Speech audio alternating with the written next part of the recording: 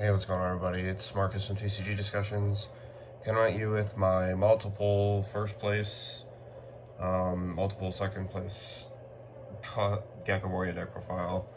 I think over the last, 5 or 6 tournaments, I've only dropped 2 games with this deck. And I keep refining the list. There's just a few cards and ratio that I want to change here or there. But the deck is relatively pretty consistent. I think that overall there's some variation that I think you can do with like Rebecca Hina. And there's some things that I tested out with that. And there was a second place finish build that I got with that was a little bit rough. I think I misplayed a certain ratio of cards, but I wanted to go RHL.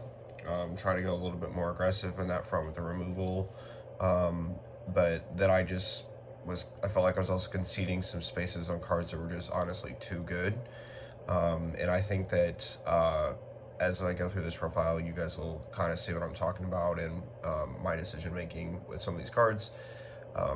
So hopefully you guys like the profile and it's helpful to you, and talk a little bit about the choices as we go.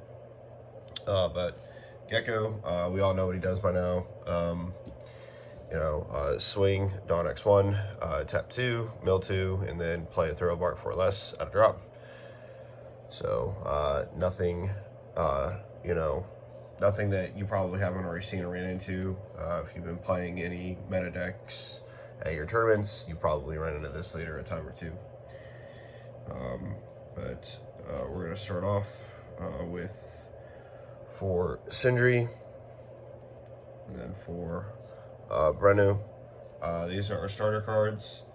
The Brennu is a card that I've kind of gone back and forth with. Do I play this at 2? Do I play this at 4? Do I potentially cut the card entirely?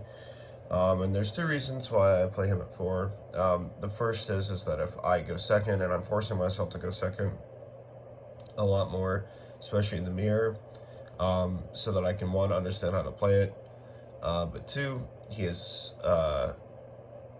incredibly pivotal off of Gecko. Like the fact that you can grab him and Kuzan and just basically add 2 cards to your hand is really, really strong. I think the other thing to think about when it comes to Brennu is that it's difficult to kind of play him after turn 1, because basically from 3 plus Dawn on, if you have to go first, you can essentially play, put 2 cards in your trash of Gecko Leader and play maybe a Piranha and make them pitch a card, or a Sindri in mill 5, or a Hawkback to add back a card early if you played Sindri on turn 1, or something of that nature, right? There's a little bit more you could do. I doubt you're playing Absalom turn 1 to just flat out remove a card, but maybe you can. And so he does get a little bit awkward, admittingly, after the first turn, whether you're going second or what have you. But last night I went second, and I basically played Sindri turn 1 and then played Brennan turn 2, and then my trash was full for the mirror. I just had all the cards that I needed there, and so I think I can see some value in playing him in later turns, not just off Gecko.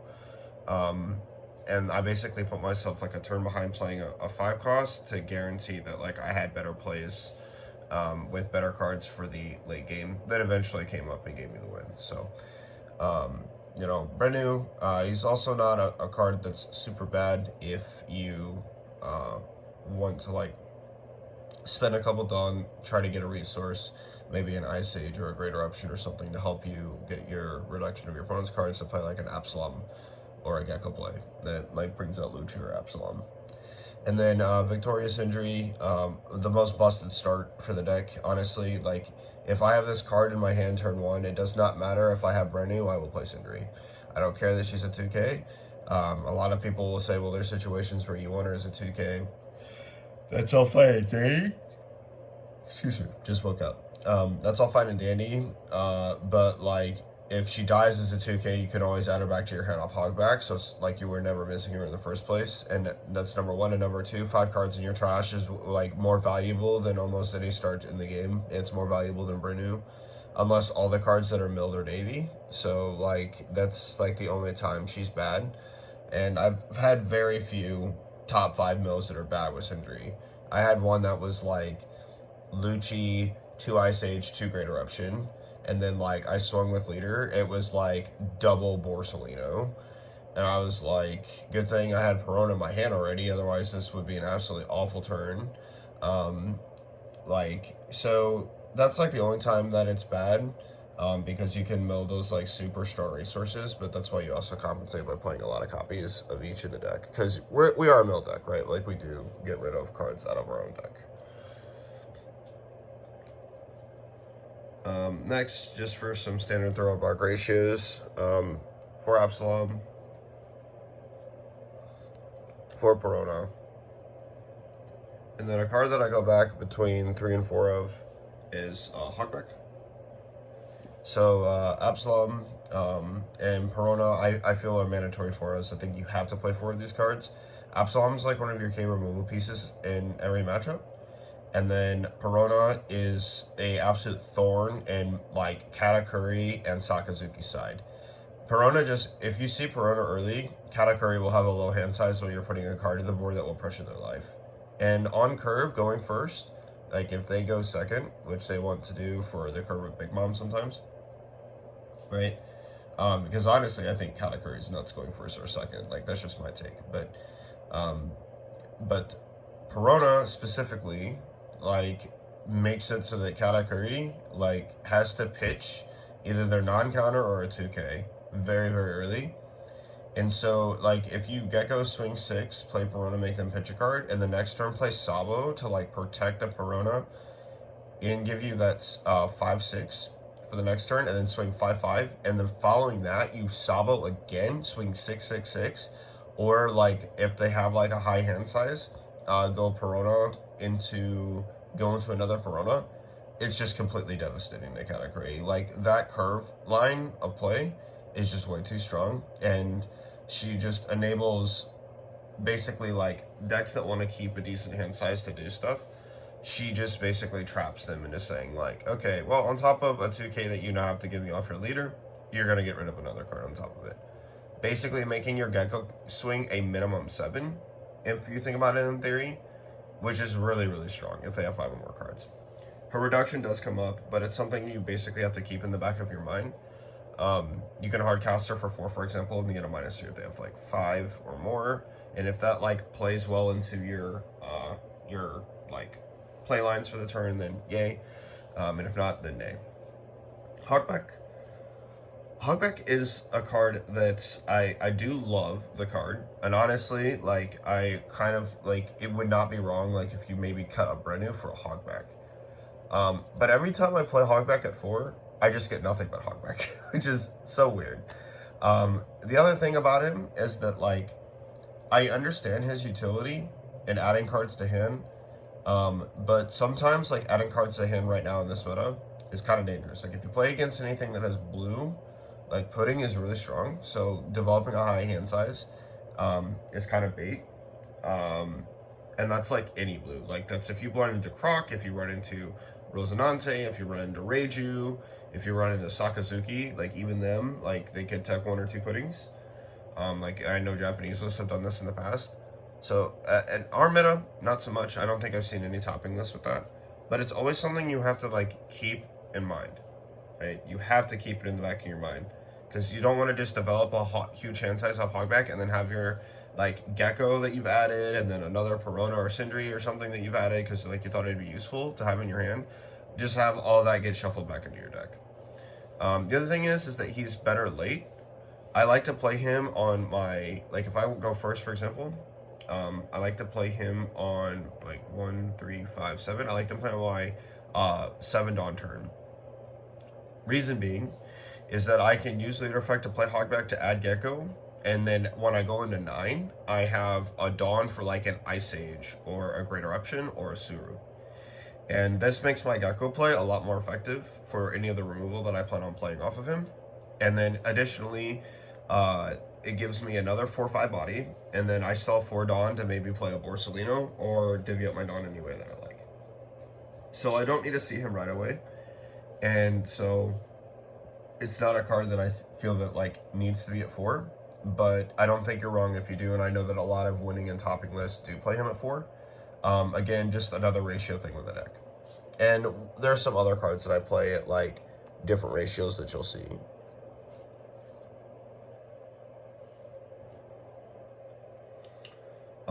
Next, we play 2 Kuzan and 4 Borsalino. So Kuzan was a card that like originally that I wanted to like cut out of the build entirely, if I'm honest with you. The card just dies, like all the time, like it just dies. However, the reality is that this is a card that your opponent must answer, and he replaces himself immediately. Because he replaces himself immediately, there is almost no downside to playing the card, unless it would be better for you to have played something else. Additionally, the fact that this card can be brought off of Gecko, and I was kind of talking about this with somebody, a buddy of mine, Vic, last night. So shout outs to you, Victor. But there is some really strong ideas if you plan on playing multiple Geckos in the game that you can basically do and put a lot of pressure on in the mirror. And Kuzan's a massive part of this. So let's say that like you get to 8 Dawn, right? You're at 8 Dawn, your opponent's at 7. They're going in at 9. Now, going into 9 Dawn, the odds that they can out the Kuzan immediately, guaranteed. Right? Especially if they have Helmepa Luchi. Like, they can kill both the Brenu and the Kuzan play off of this. But if you Gecko, and then you play Kuzan Brenu, and you get 2 cards off of that, they counter Gecko, and then they swing 6, you block with like a 2K, either that you've added or have in your hand already. And they get rid of the Kuzan because they're forced to, right? They can't Gecko anymore and not get rid of the card. Furthermore, if they do Helmepa Luchi you, which is not going to put the Luchi on board with the Helmepa, reduce the Kuzan down to 1, and then they can freely Luchi your Brenu and Kuzan. They did not out your Gecko. And you drew 2 cards. And then, technically, in net advantage, you only lost 1 card off the swing off of Moria, if that was like the only swing that they had. Not including anything else they have, obviously. But the reality is that if I have another Gecko to follow that at 10, with any of like the reduction that maybe I either added like as an Ice Age or something, their Gecko is now so much worse. Right? My Gecko play will be so much stronger because like it's going to be so much easier for me at 10 Dawn if I have like an Ice Age and a Great Eruption to just flat reduce their Gecko straight down to 1. I can play Helmepo or Suru off my Gecko and Luchi and kill both their Gecko and their Luchi and demand another response, and I still have my 9K, 8 for 9 Gecko. So now I have 2 Geckos, a Luchi, a Helmepo, or a Suru, because it would out the same play line. And essentially, my opponent is now in a really terrible position where they have to counter Gecko, but I just have basically too much on the board, right?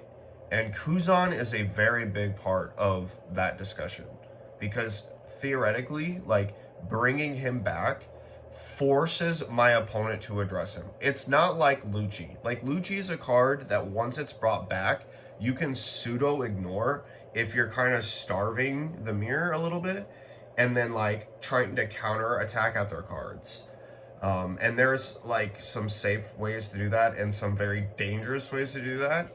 And that's, like, something that, like, when I might do a video with a collab of a buddy of mine, and then we'll talk about things you can and can't do, like, in the mirror. And then, like, kind of, like, how to play certain strategies against it. But like Kuzan specifically basically makes that entire like multiple turn play line that I just discussed possible, right? And that is the reason to keep him, right? The +2 is too valuable in the mirror.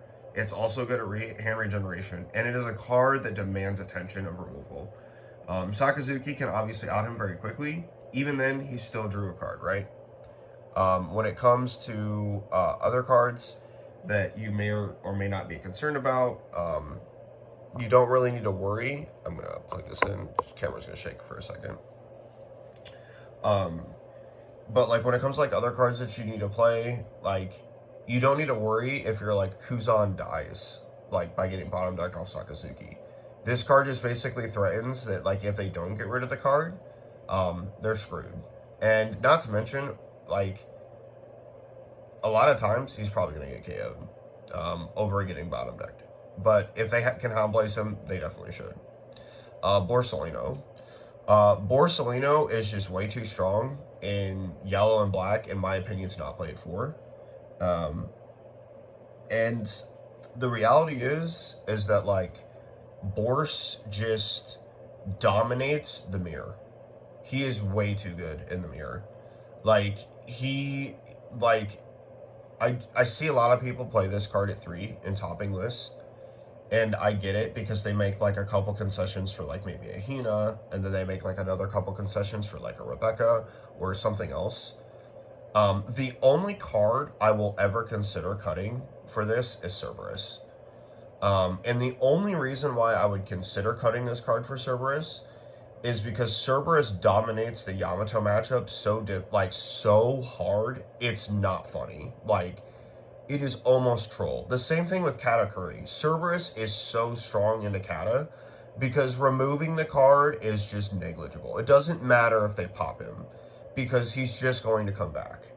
And that is very, very annoying because Kata likes to spam the board going wide, and Gecko has access freely to a blocker in that matchup that like you can just recur from the grave while putting pressure 6 and then developing like other blockers or other strong cards.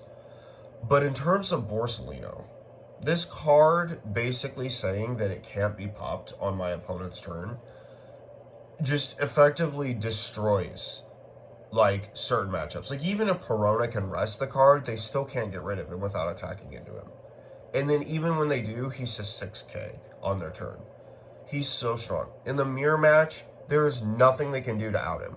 You have to attack over this card, and you basically have to be forced every turn to swing 6s because it's just going to be a free block, and then it's so easy for him to defend.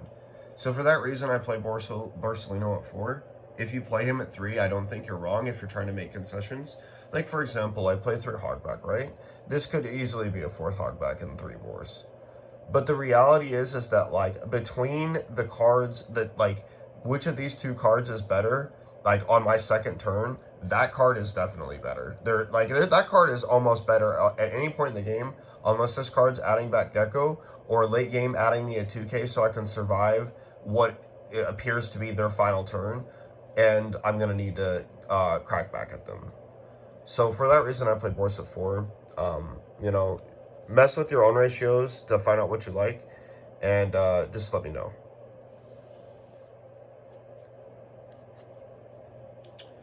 Next, I play 4 Sabo.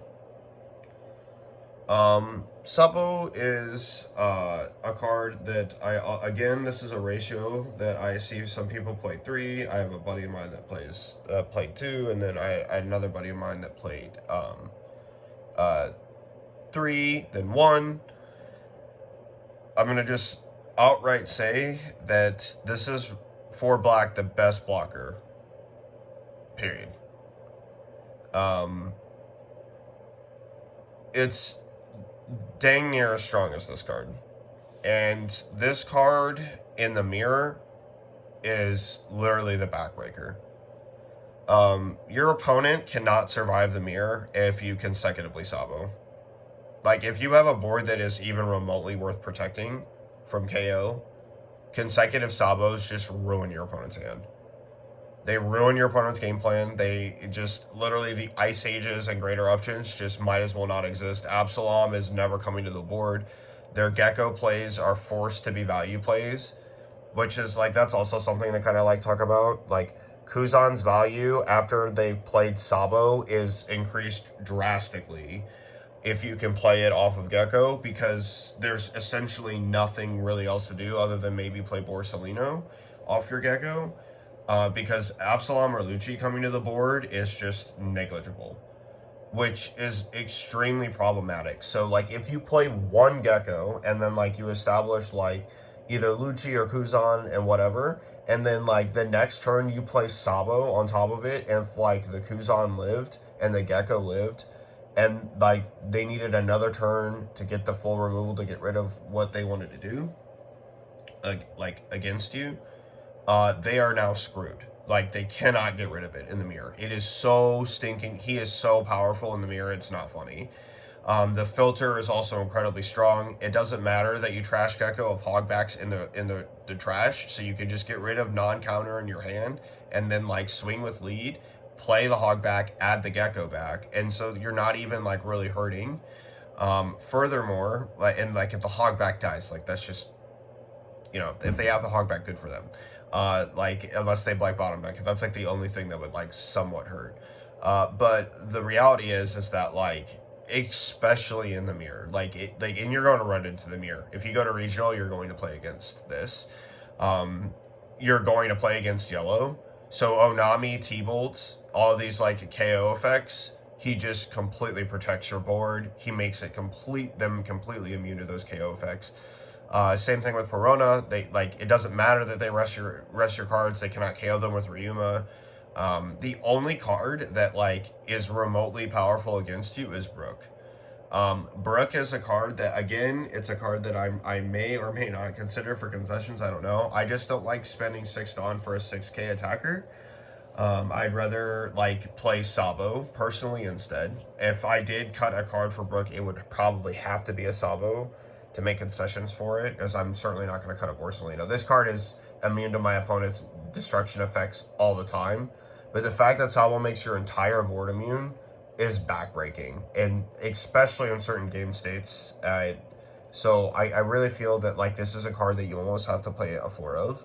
Japan would probably agree with this as well. I mean, they've played this card at 4 for I don't know how long. Like it's just kind of ridiculous, and he's going to be a staple for a very long time, especially when like the new structure deck with Black Yellow Luffy comes out, which is something I look forward to playing, by the way.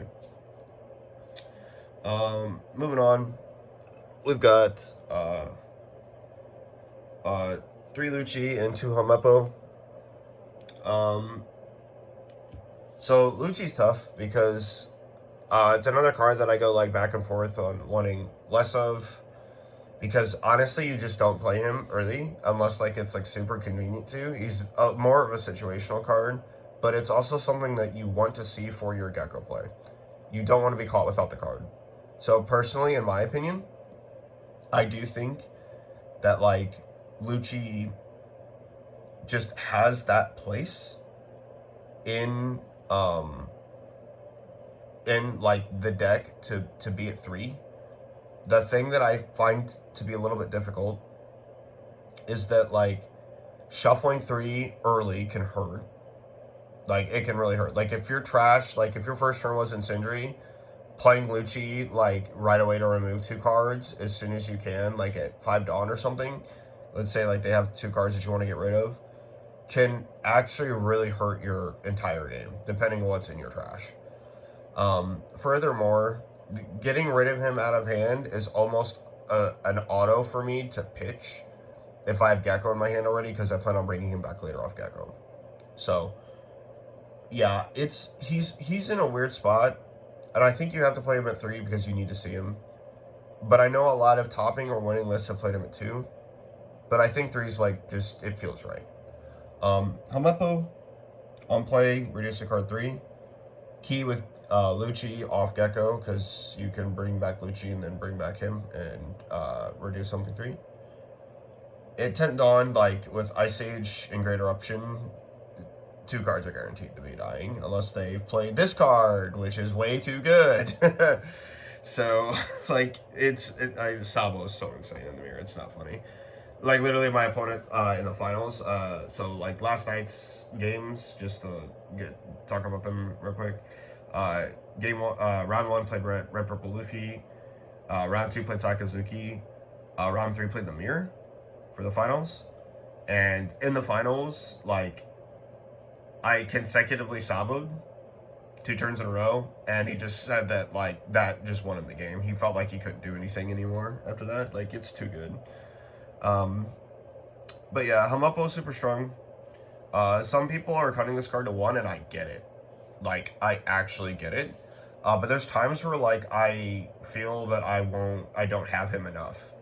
So almost play him at 3? I don't know. It's weird. Like, this deck is a very ratioed out deck, and Hamapo is kind of like that good card that you need for, like, that late game reduction at high cost. And here's the other thing. Him coming down for 2 Dawn and reducing something 3 is really, really strong with Absalom. It's a 5 cost dead.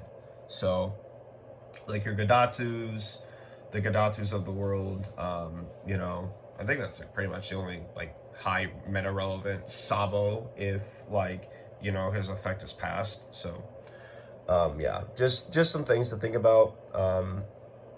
I do like me some Rob Luchi though. In the RHL build, it was a lot of fun. Like, going into Rebecca Absalom with 6 Dawn is kind of nutty. On to our reducers. Just go through these real quick. I don't think anything here is not standard. So, Suru, Ice Age Great Eruption. Some things to actually talk about with these cards that, like, you kind of need to do and kind of understand. Suru, not as much. She's kind of like self-explanatory, 2k, unplay -2. You will use her in a lot of combos. Keep in mind that if you don't have Hamapo in your drop and you haven't countered out with Suru and they swing like a 6 and you need to Gecko, this is something to consider countering with immediately. Not just as a reducer, because, like, she's going to be the reducer as Gecko as well, and she'll be played for free instead of costing you a Dawn. Great Eruption and Ice Age. Both of these trigger effects are probably more relevant in this deck than any other deck. Primarily because, especially in the mirror, Great Eruption late becomes like a tempo piece against your opponent's hand.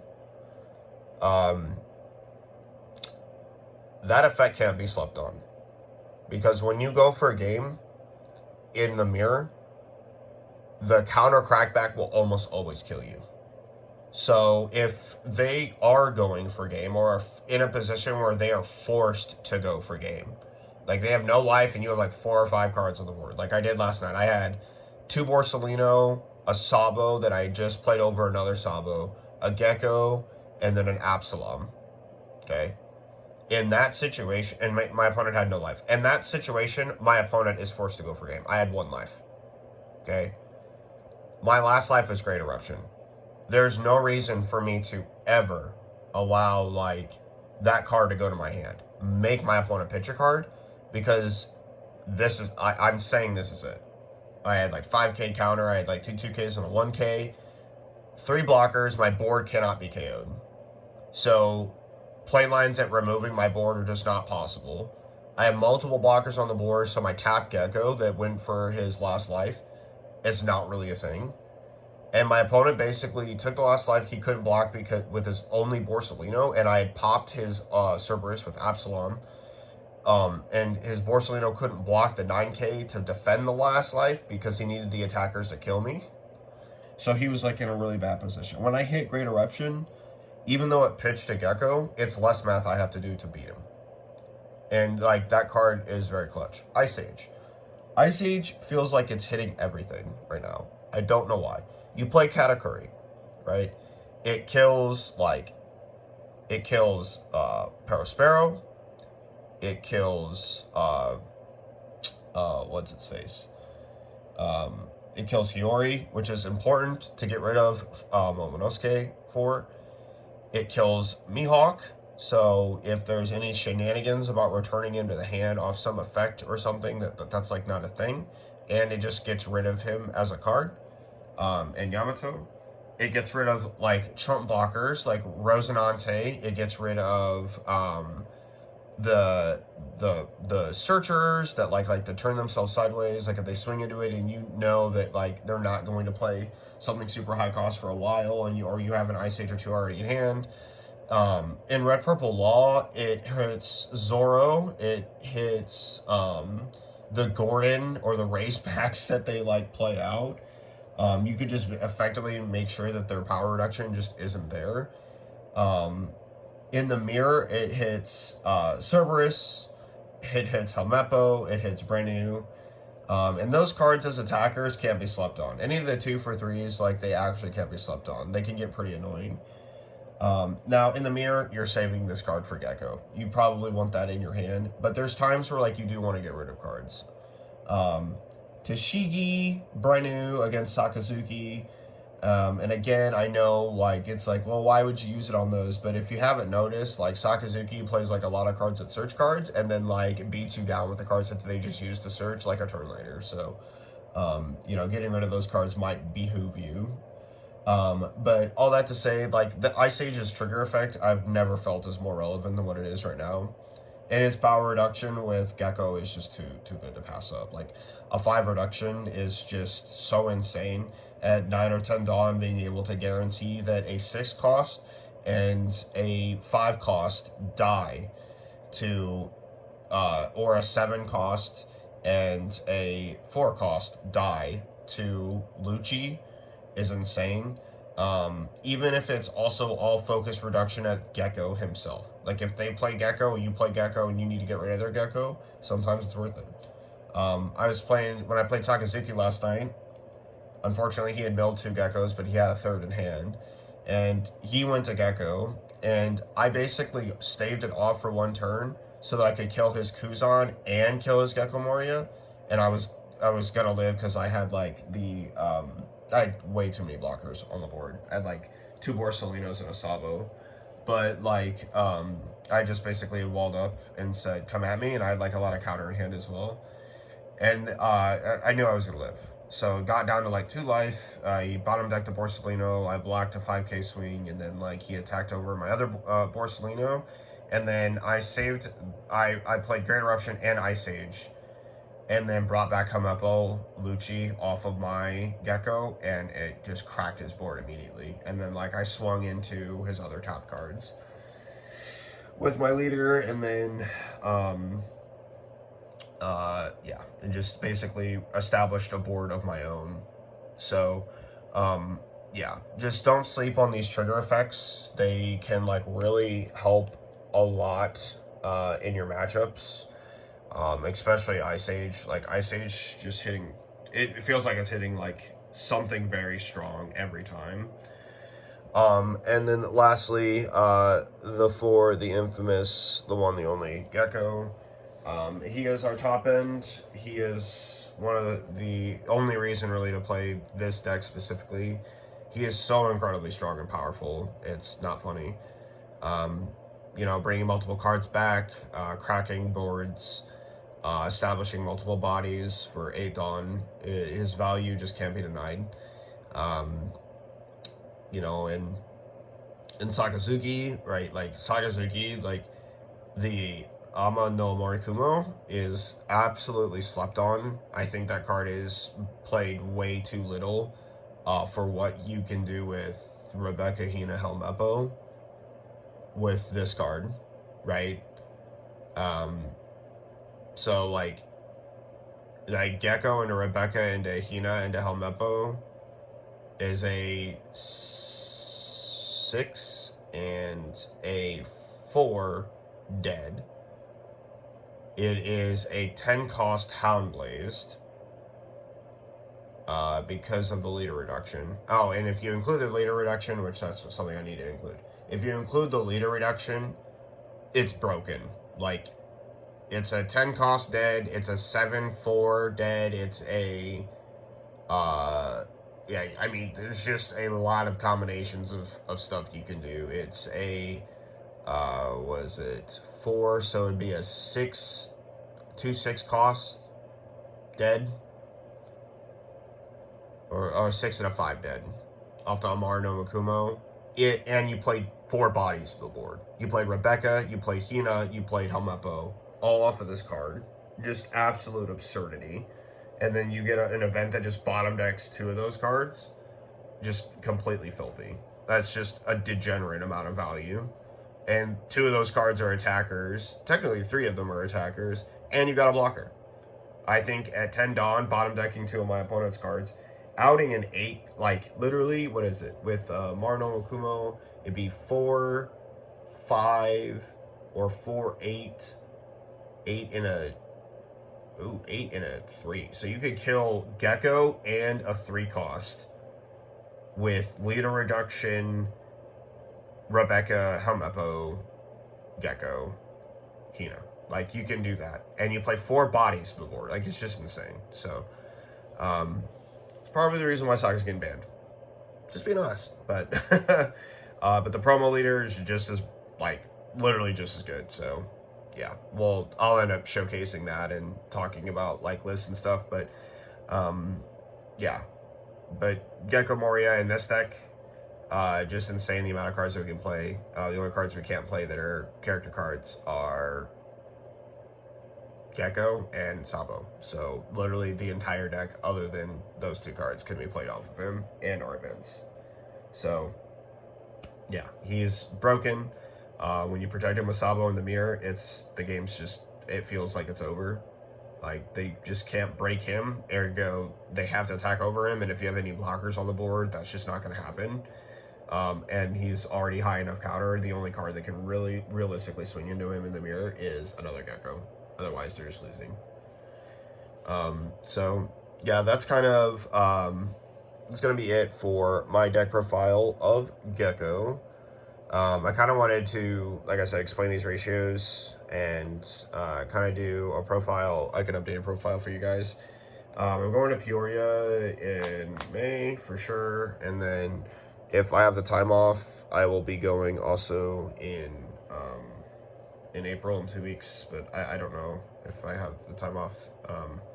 But if I do, I will definitely be at Peoria then, traveling for a day with my buddy. But if not, I'll be at drill. So it'll be what it'll be.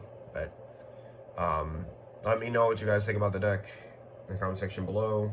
I realize a lot of it is semi-standard at this point now, but there's a little bit of variant, I think, in here, and kind of explaining that variant, I think, is kind of necessary.